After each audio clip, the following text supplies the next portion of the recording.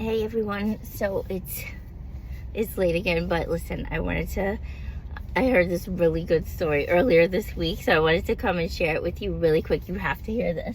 So I don't know, I just want to say whoever shared it, I just want to say thank you. It was so good. It was such a good story, but it was like a video that someone put up. But I think from what I'm understanding, I don't know, I looked the pastor up, but I think they said he's no longer living. I don't know, but it was such a good story. So I don't have my computer with me, so I can't tell you his name, but whatever, whoever said it, it was such a good story, so I need to share it with you. So there was a pastor, right?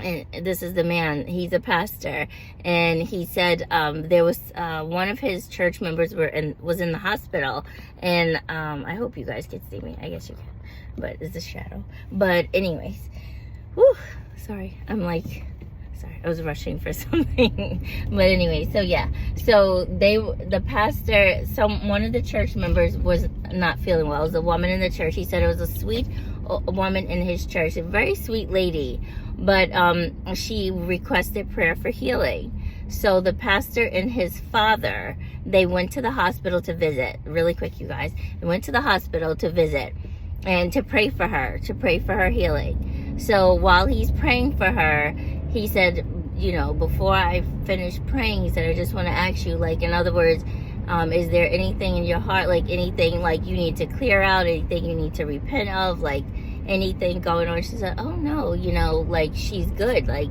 you know, if you want healing to come, you got to make sure you're good in all aspects, right?